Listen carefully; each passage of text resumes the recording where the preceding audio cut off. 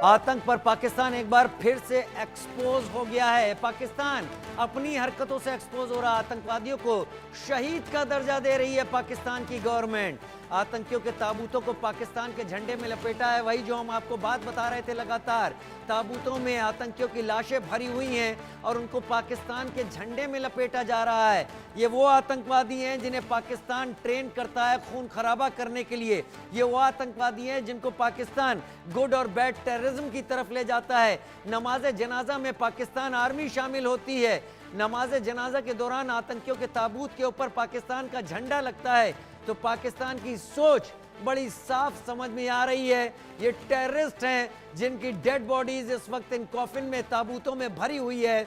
उनको बाकायदा पाकिस्तान आर्मी की तरफ से कंधा दिया जाता है। पाकिस्तान आर्मी सर झुकाकर खड़ी होती है। एक टेररिस्ट आर्मी कहें पाकिस्तान को या फिर टेररिस्ट पाकिस्तान की आर्मी में हैं, जो भी कहा जाए, इन तस्वीरों में बहुत कुछ साफ हो रहा है। इस हमले ने पाकिस्तान के टेररिस्टों को जहन्नुम में तो भेजा है, लेकिन पाकिस्तान की सूरत को भी दुनिया के सामने नंगा कर दिया है। ऑपरेशन सिंदूर से पाकिस्तान में खलबली मची है, हाहाकार मच गया है पाकिस्तान के अंदर। पहले पाकिस्तान कह रहा था कि भारत अगर हमला करेगा तो भारत को हम ऐसा जवाब देंगे, याद रखा जाएगा। अब पाकिस्तान कह रहा है कि हम समय अपना चुनेंगे, हम जगह अपनी चुनेंगे। लेकिन एक बात तय है, भारत ने आतंकवादियों के ऊपर हमला किया है। पाकिस्तान का अगर हमला होता है तो उसे वॉर की निशानी समझ लिया जाएगा। फिर उसके बाद पाकिस्तान कहां जाएगा, पाकिस्तान का क्या होगा, बहुत बेहतर, क्योंकि हैमर स्कैल्प की मार पाकिस्तान अभी मातम के दौर में ही पहुंचा हुआ है।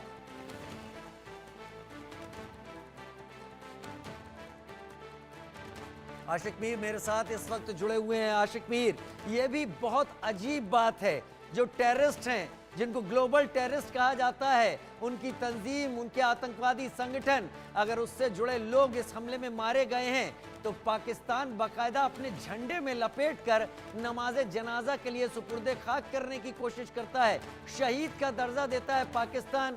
पाकिस्तान की सोच और पाकिस्तान की नीयत, ये तस्वीरें बखूबी सामने रख रही हैं।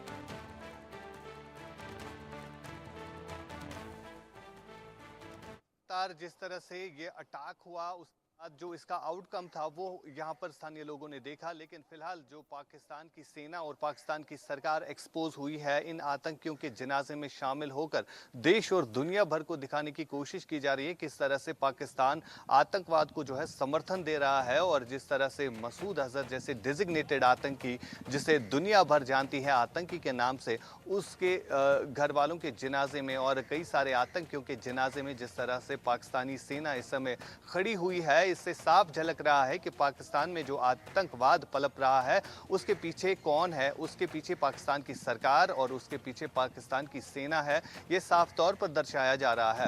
फिलहाल पाकिस्तान में हड़कंप मची हुई है, लगातार गीदड़ बकिया आ रही है इस एयर स्ट्राइक के बाद। हालांकि पाकिस्तान को काफ़ी ज़्यादा नुकसान उठाना पड़ा, क्योंकि कई सारी इमारतें जो आतंकियों की तरफ से वहाँ पर बनाई गई थी वो तबाह हो गई और कई सारे आतंकी इस समय पाकिस्तान खो चुका है। और फिलहाल जो स्थिति वहां पर बनी हुई है, काफी तनावपूर्ण स्थिति बनी हुई है, चाहे हम पीओके की बात करें या इससे आसपास के इलाके। फिलहाल जिन इलाकों पर ये एयर स्ट्राइक की गई है, वहां के स्थानीय लोग पाकिस्तान की सरकार से अब कहीं ना कहीं नाराज दिखाई दे रहे हैं। वहां की सरकार के खिलाफ नाराज है और सेना के खिलाफ भी वो लोग इल्जाम लगा रहे हैं कि वहां की आईएसआई को इस बात की भनक तक नहीं लगी जब तक भारत ने यहां पर तमाम तरह आतंकियों का सफाया किया। यानी इस तरह की बातें जो है अब सामने निकल कर आई और एक एक करके जो है अब पाकिस्तान के यूट्यूबर्स जो है पाकिस्तान की पोल खोल रहे हैं कि किस तरह भारत घुस के अंदर जो है वहां पर आतंकी कैंप्स को ध्वस्त किया गया भारत के लड़ाकू विमानों ने।